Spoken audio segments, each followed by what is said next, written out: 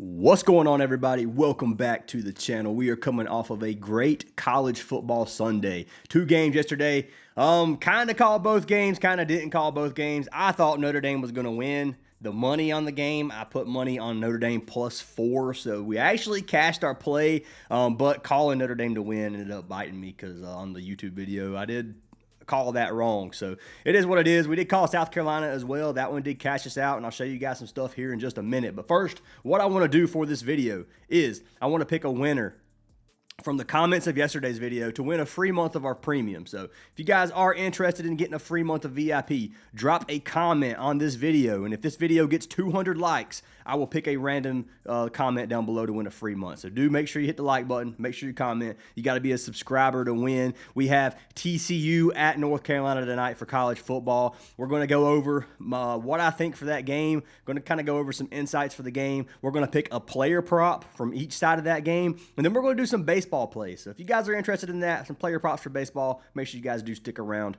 to the end. But going ahead and looking at our free winner from yesterday. The winner is going to be for Walter DeBarros, who said VIP life. I'm struggling to talk already. You know this is going to be a long video for me. But Walter, send me a message on Discord, my man. I will get you added for that free month. I appreciate every single one of you guys leaving comments. Appreciate the likes. Appreciate the dislikes. Appreciate the love. Appreciate the hate. Everybody watching this video, I appreciate you. I'm showing some wins from yesterday.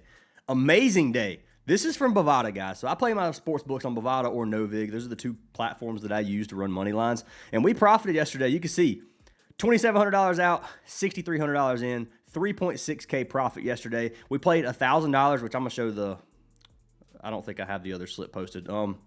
Yeah, so we got a $1,000 entry fee right here for South Carolina. We played a little teaser on them. We teased South Carolina for 7 points, so it's just South Carolina money line, and then the under 58.5 on this one we ended up cashing as well. So that was a nice little 1K slip. Now I did the same thing on Notre Dame. I teased Notre Dame +4, so teased 7 points +4, and I took the under total, under 57.5, another $1,000. So you can see this is an $1,800 win right here. So overall on those two, that was a $2,800 win. We obviously had some more stuff from Bovada, but ended up being $3,600 profit as of last night in the last 24 hours.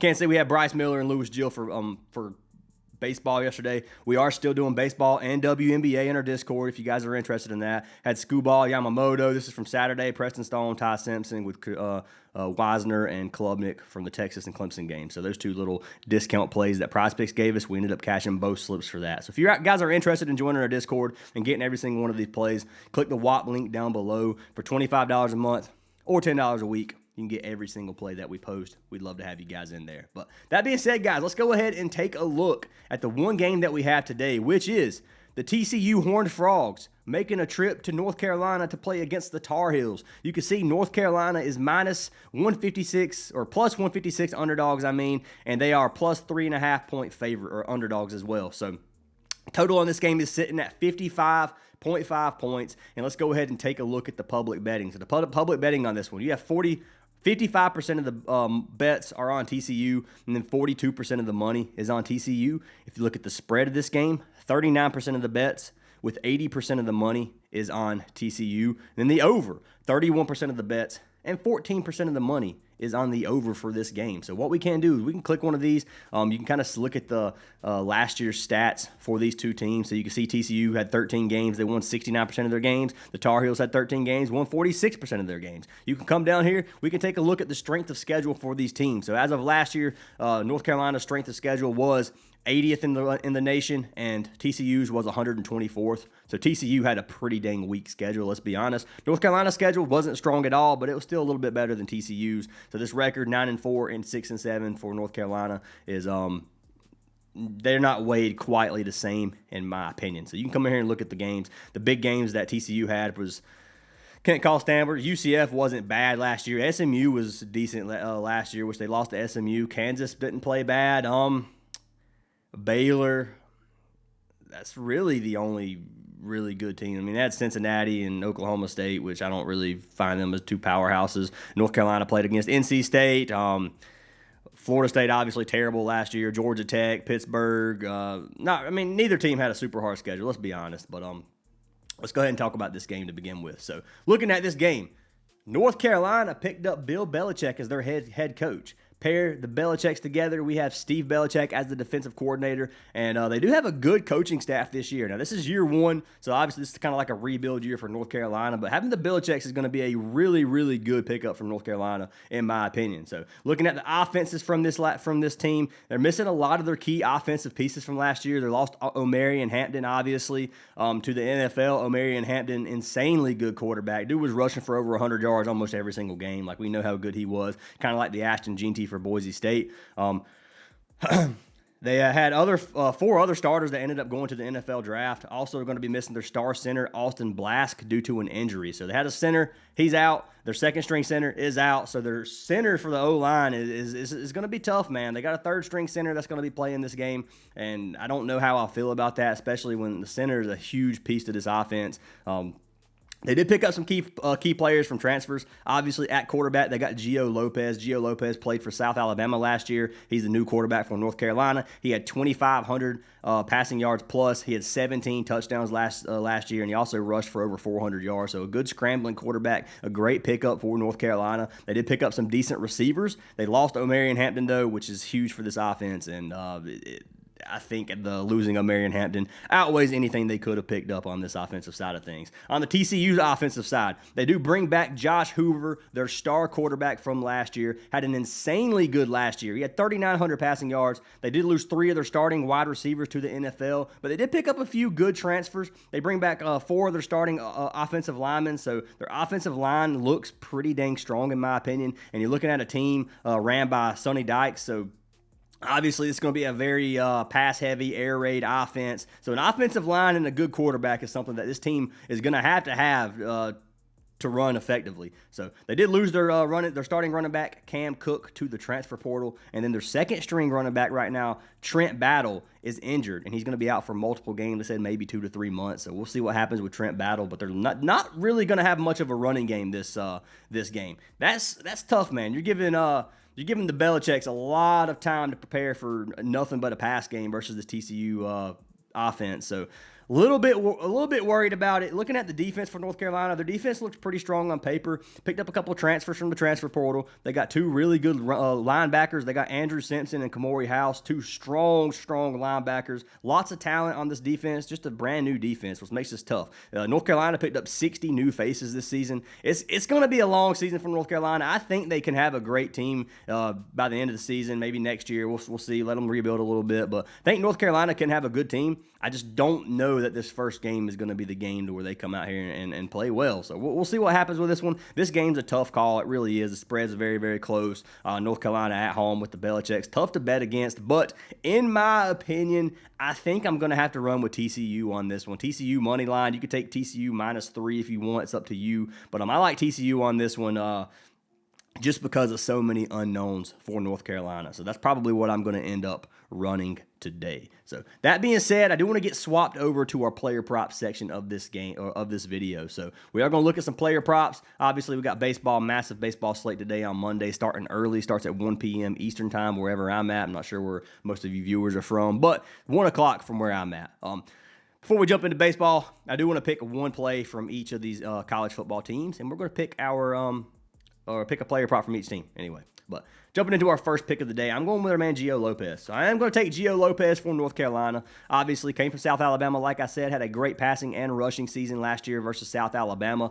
I'm taking him to give us 30 rushing yards. So I'm actually going to buy this down. I think he goes 30. I'm going to buy it down to either 24.5 or 19.5, probably 24.5, depending on the payout. But you can see he cashed at 8 of his last 10 games last season. Last season, he cashed at 9 of 11 games. He averaged 42 rushing yards per game. Some of these games, he's rushing for 103 yards. If you look at TCU's rushing defense from last year, and remember, guys, this is week 1 for this team. So a lot of these, you have to look at stats from last season with a grain of salt.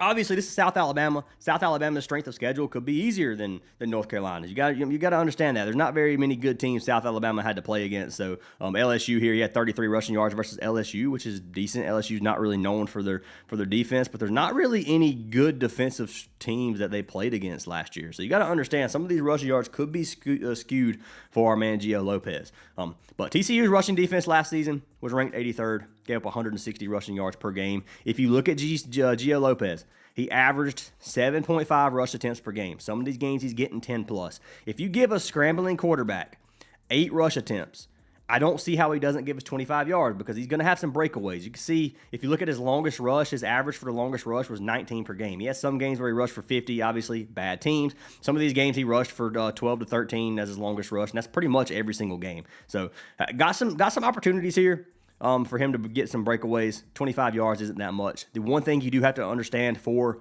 college football is a sack is going to be negative rushing yards. So if Gio Lopez comes out of the pocket, runs backwards a little bit, and gets sacked for minus 20, that's negative 20 rushing yards. Remember that on college football because that is huge for these scrambling quarterbacks. North Carolina's pass versus run rate, they ran the ball 52% of the times last season. Obviously, with Gio Lopez, I do think they're going to try to throw the ball a lot. They don't have a strong run game like they did last year. They got a scrambling quarterback, obviously, but not really a lot going on here for the run game, in my opinion. We are going to look at the defense for TCU versus the offense for North Carolina, and the reason I'm going to be doing this is because I want to see how often TCU gets sacks. So see, TCU averaged 2 sacks per game, which is ranked 65th in the nation, and then North Carolina averaged 2.5 sacks on their offense, which gave them 96th in the nation. So the sack advantage goes towards TCU. You're looking at probably 2 to 3 sacks on Gio Lopez if you go based off of these last season stats, but we'll see what happens. They got QB hits at 2.3, and then the O-line for North Carolina gave up 3 QB hits per game on average last season. So it's going to be a tough matchup for Gio Lopez.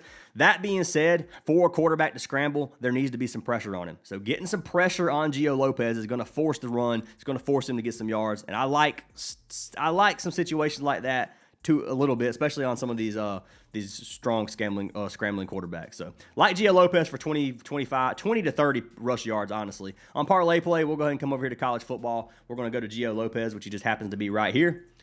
We're going to look. So his rush yards are sitting at, the original line's 30.5. You can buy him down to 24.5 for a 1.5x. 20 is going to be a 1.3x. So I'm probably going to take him at 24.5 rush yards. I like that here. I think that payout's going to be pretty decent on this. Who are we going to pair him with? I'm taking Josh Hoover from TCU. I think Josh Hoover is going to be a good play. I'm taking his passing yards. We already know this is going to be an air raid offense. Do I think that this North Carolina defense can just stop the entire air raid offense? I don't. I think they're going to have some tricks up their sleeve to be able to kind of prevent certain they're going to prevent a blowout. It's going to be close. They're not going to just let them throw it down the field. But I do think Josh Hoover is going to have some success tonight. And you can look at his original line on Prize Picks coming over here to passing yards. Josh Hoover's line is sitting at 288 passing yards.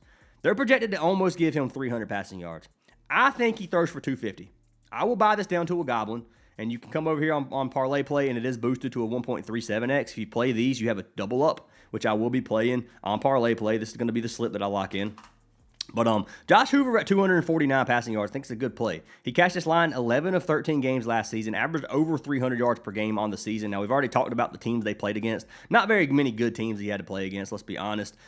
Looking at passing yards allowed by North Carolina last season, 81st in the league, giving up 226 passing yards per game. So a little bit less than the average here. We can come down here. We can look at the TCU offense versus the North Carolina defense. In terms of scoring, TCU scored 23rd in the nation, averaging 33.5 points per game. And then North Carolina gave up 89th in the nation in terms of points allowed at 28 points per game. So give up a decent amount of points versus the offense that gets a lot of points. Their defense might be weaker this season than last season. We're not sure yet. Obviously, they got a defensive coordinator in Belichick, but we'll see what happens with this one. Passing yards, obviously, TCU threw top 10 in the nation last year versus weaker teams, and then North Carolina gave up 226 per game, like we said. TCU's obviously going to pass the ball majority of the time, 57% pass rate on this air raid offense, and I just like this play here for Josh Hoover to give us 250. Obviously, if TCU gets a massive lead, they're obviously not going to continue to throw the ball, but this game should stay close, which should force some passing plays for Josh Hoover, and I think North Carolina could have the lead at some points in this game. So I think this is going to be a nice Monday night college football game, which we don't see very often, and I like this play for Josh Hoover, so I'm going to be locking it in. So let's go ahead and put a unit on this one. 250 on this game. Come over here to Track Picks. You guys can't see. We got Gio Lopez with Josh Hoover, rush yards with passing yards as our first 2 plays for our player prop section of this video. For the next 2 picks, we will be jumping over to baseball.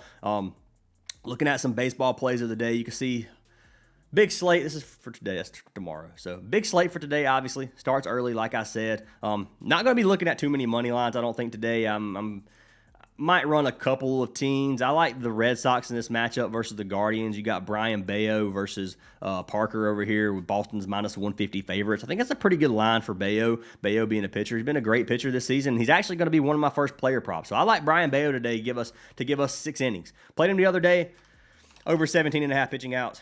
He cashed us out. I like that same line here today. He's cashed it 8 of his last 10, and he's cashed it 65% of the games on the season. Head-to-head versus Cleveland, he has 1 game this season. He pitched a full 6 innings. If you look at his pitch average, he's averaging 95.3 pitches per game. Some of these games he's getting well over 100 with 114, being his high this season versus the Yankees. So, like Bello in his matchup, he's 10-6 on the season, 2.99 ERA and a 121 WHIP. So his stats are well below what the average would be in terms of earned runs allowed and their WHIP, which is obviously really good for a pitcher. Coming down here and looking at this Cleveland offense, they're pretty terrible in every category, man. On the season, they're ranked last in batting average and on-base percentage. From their last 30, they're ranked 29th and last in their last two, in those two stats, batting average and on-base percentage, a 206 batting average. I mean, come on, man.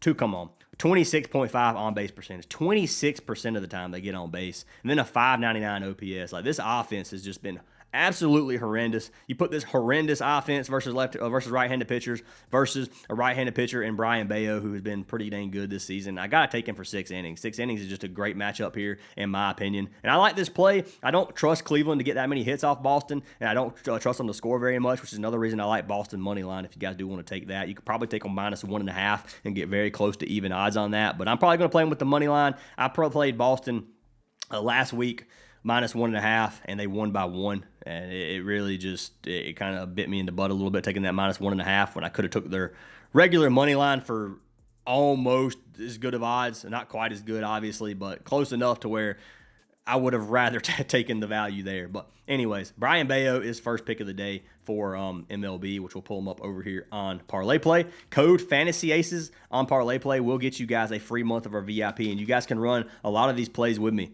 You can lock them in live on the video with me if you want. This is a 1.56x. If you don't want to play it on Parlay Play, you guys can play them on Prize Picks, Underdog, wherever you want to play them. So you can come over here to pitching outs. You can see Bello is on Prize Picks as well at a 17.5 pitching out play. Right down in the description, guys, you're going to see a list of partnered apps. If you sign up for any partnered app, you get a free month of our VIP for each one that you sign up for. The one I recommend right now the most is Chalkboard. Chalkboard is giving everyone $20 for free if you sign up with our code Fantasy Aces when you sign up, and you get $20 for nothing. It's a no-brainer for Chalkboard. Let me know if you guys sign up, and it gets you a free month of our VIP as well. But Brayan Bello is our first MLB pick of the day, and then the last free pick for today is going to be for our man Luis Castillo. So I like Luis Castillo. Castillo has not been my wagon this year. He's usually pretty good on me, but this year he struggled, man. Looking at Luis Castillo, 3.75 ERA and a 128 WHIP. He's 8-7 on the season. You can look at his pitch count. He's averaging 93 pitches per game. Or 95 pitches per game on the season. And I'm taking his strikeouts, guys. So his original line is 4.5. If you want to take him to get 5 Ks, you can. Pitching versus Tampa Bay in Tampa Bay. And you can see Tampa Bay strikes out 25% of the time, or 25th in the league, which is 24.5% of the time over their last 30 games. On the season, they strike out 22% of the time. So as of lately, swinging more, making some mistakes, not being quite as patient, and they have been striking out quite a bit. Luis Castillo strikes out 7.91 batters per 9 innings. So almost, not quite a strikeout per inning pitcher, but you can see his ceiling in some of these games is 8.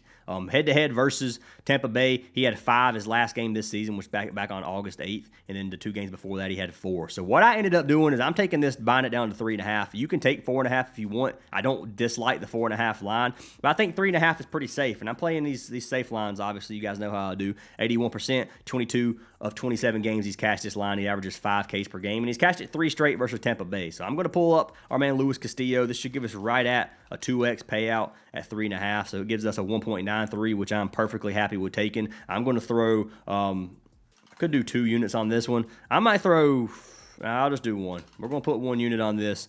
250 to win 482. There's no point in trying to force anything here. But you guys can see we got 500 in entry, win 990. So right at a double up on our $500. And hopefully they do cash for us because I like both these plays a lot. So that's what I've got for today, guys.